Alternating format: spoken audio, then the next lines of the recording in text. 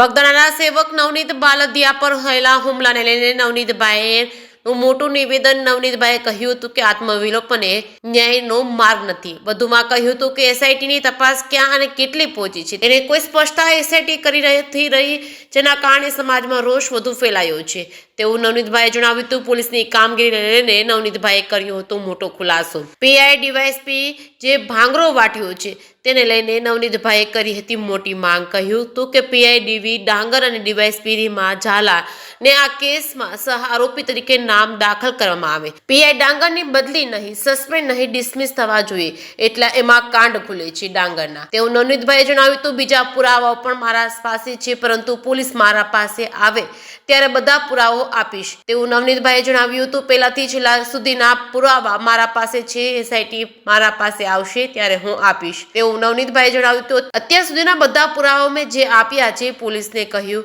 નવનીતભાઈએ. જેકેસિંહ ગુજરાતી સાથે હિરેન ભાયાણી, ભાવનગર. આત્મવિલોપન કરવો એ કોઈ ન્યાયનો માર્ગ નથી. હું સમાજના દરેક મિત્રોને અપીલ કરું છું કે આપણે ન્યાય માટે કાયદા કાનૂન રીતે લડશું, સમાજને એક કરીને સાથે રાખીને.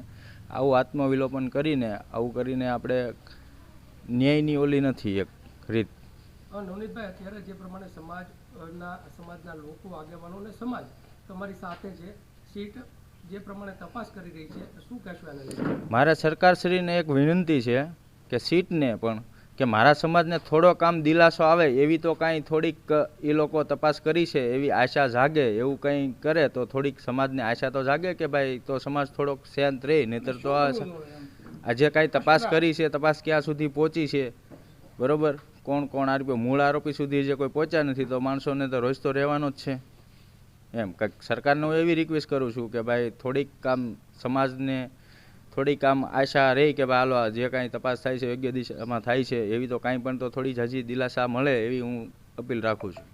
સીટની રચના થયા બાદ સીટ તમારી સુધી કોઈ નિવેદન? ના, હજુ કોઈ મારી સુધી કોઈ નિવેદન લેવા એવું નથી.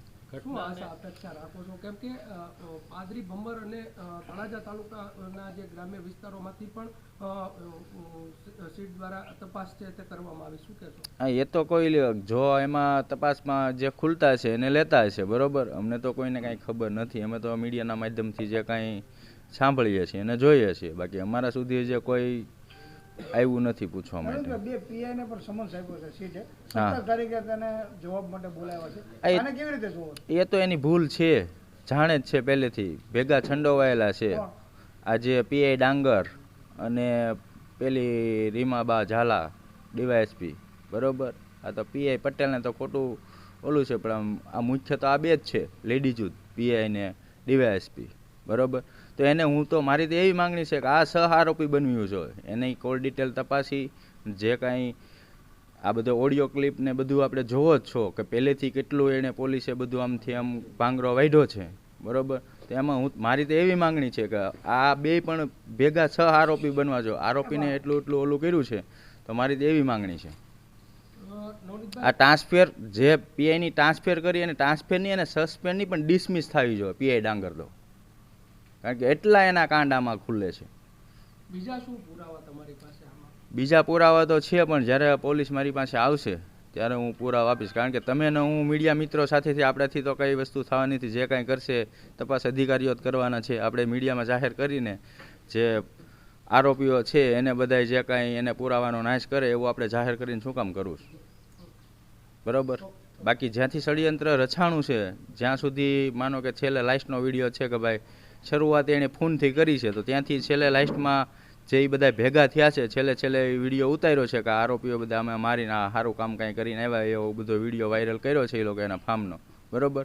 તો પછી પહેલેથી છેલ્લે સુધીની મને તો ખબર જ છે. પોલીસ એ દિશામાં મને જ્યારે એસઆઈટી પૂછવા આવશે ત્યારે હું કહીશ કે ભાઈ આ રીતે આની તપાસ કરો એટલે આ રીતે બધું ખુલશે, બરાબર. એ બધા પુરાવા છે તમારી પાસે? હા, બધા પુરાવા છે આપણી પાસે. અને અત્યાર સુધી જે કાંઈ પુરાવા આપ્યા છે મેં જ આપ્યા છે, પોલીસે ક્યાંથી ગોત્યા છે? આ જે ઓડિયો ક્લિપો છે જે મારા તરફથી જ બધી થઈ છે, જે વિડીયો વાયરલ કર્યો છે એ લોકો પાસેથી મેં જ લીધો છે. તો હજી સુધી મને પોલીસ કેમ પૂછવા નથી આવી ભાઈ એસઆઈટી વાળા કે આ જે વિડીયો વાયરલ કર્યો છે કોની પાસેથી મળ્યો છે, બરાબર. મેં જ પોલીસને પીઆઈ ડાંગરને આપેલો છે.